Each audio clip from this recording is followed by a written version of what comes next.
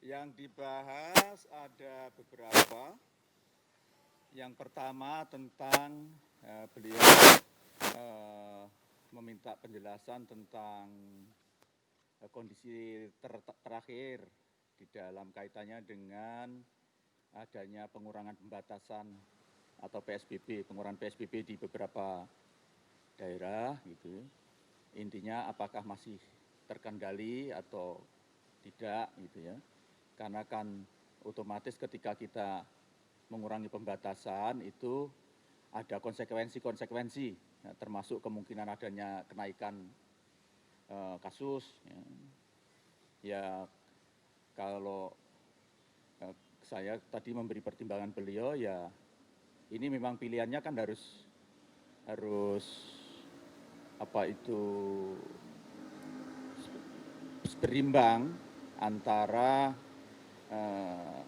bahwa kita juga harus segera memulihkan ekonomi satu sisi, tapi kita juga harus tetap berupaya agar pertumbuhan COVID ini tidak naik, paling tidak landai, syukur bisa turun. Gitu.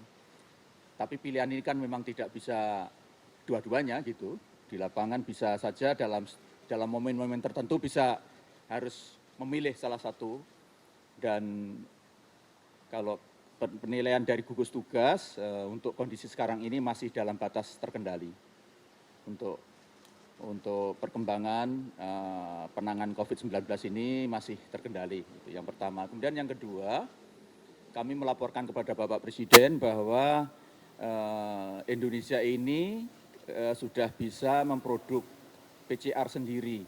Jadi polymerase chain reaction itu sebetulnya sudah bisa diproduksi mandiri untuk Indonesia. Kemarin saya berkunjung ke Bio Farma, itu di sana Bio Farma sudah bisa memproduk 50.000 per minggu. Dan kalau itu bisa dilipat gandakan produksinya sampai bisa 2 juta sebulan, itu bisa memenuhi kebutuhan dalam negeri. Dan beliau sangat mendukung, dan salah satu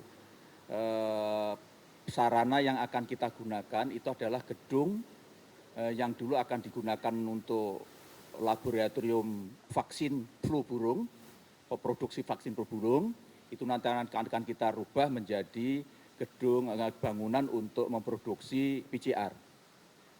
Dan Bapak Presiden sudah menyetujui dan nanti akan segera diadakan koordinasi antara Menteri BUMN yang membawai Bio Farma dengan Menteri PUPR, dengan Menteri Kesehatan tentu saja, untuk bagaimana supaya vaksin PCR itu bisa betul diproduksi dalam negeri sehingga kita tidak terlalu tergantung dengan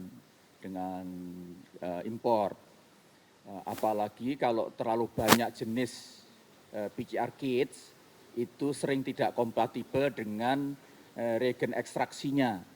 Jadi mereknya beda, bisa tidak cocok dengan, karena nanti kalau nanti ini bisa kita sederhanakan, apalagi PCR satu, nanti lebih mudah untuk operasionalisasi di lapangan. Dan beliau sudah menyetujui, kita tinggal nanti menindaklanjuti aja. Kenapa keterlibat Pak Menteri PUPR? Karena kemarin sudah waktu saya berkunjung ke Bio Farma, nanti Bio Farma yang akan menyiapkan desainnya, desain konstruksi untuk produksi PCR itu. Kemudian nanti untuk rekonstruksinya gedung itu akan kita minta bantuan ke Pak Menteri PUPR biar cepat lah gitu. Kemudian yang terakhir itu ada kaitannya dengan masalah penanganan COVID di beberapa daerah.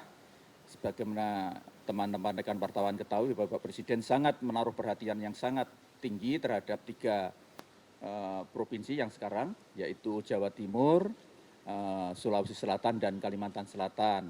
Dan beliau memberikan arahan bagaimana supaya betul-betul bisa segera diatasi wilayah-wilayah ini, terutama Jawa Timur.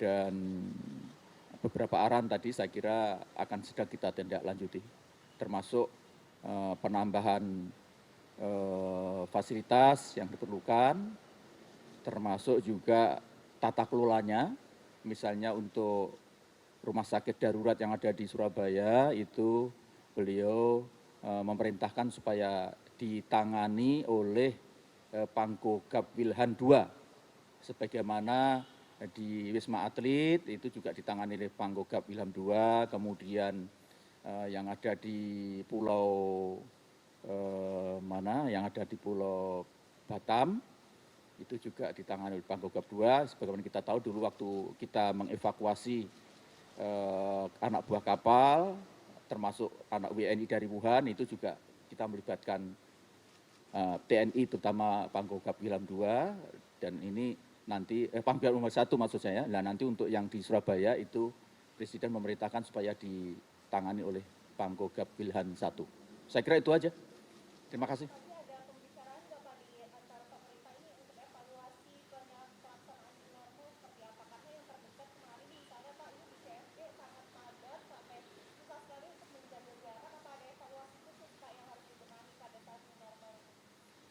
Sesuai dengan arahan Bapak Presiden, sebaiknya kalau akan mulai mengurangi pembatasan, terutama untuk sektor-sektor tertentu, itu kan harus ada simulasi.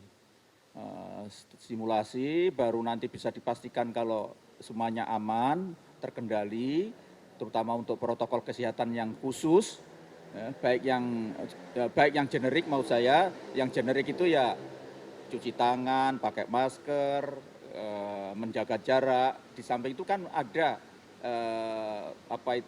protokol khusus untuk sektor-sektor tertentu. Nah itu harus dipastikan bahwa ketika disimulasi memang sudah berjalan baik gitu.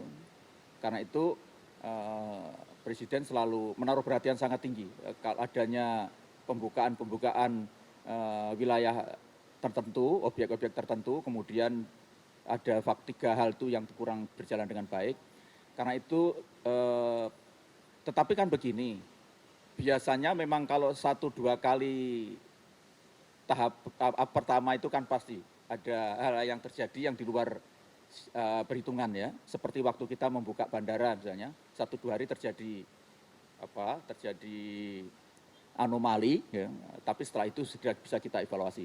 Saya menghimbau kepada semua saja yang telah menyetujui adanya pembukaan untuk sektor kegiatan tertentu, supaya kalau ada yang tidak tepat atau yang kurang beres segera diadakan evaluasi, dan untuk tahap berikutnya supaya dilaksanakan sesuai dengan protokol yang sudah ada. Saya kira itu. Iya Pak, yang pertama mengenai persiapan sekolah di tahun ajaran baru saat pandemi seperti apa, itu yang pertama. Dan yang kedua mengenai penerimaan siswa baru PPDB Pak.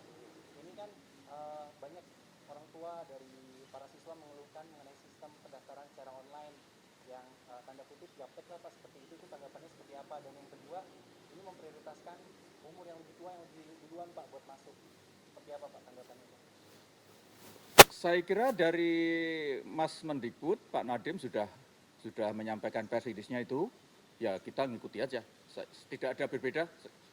Untuk pemberdaftaran online sejak dulu sebelum ada COVID ya pasti ada masalah. Dan jangan harap suatu saat nanti tidak sama sekali nggak ada masalah. Tapi kan pasti segera kita evaluasi, kemudian kita benahi secara bertahap gitu. Saya kira itu klasik, persoalan klasik itu. Ya, terima kasih. I'm walking alone, the streets are empty.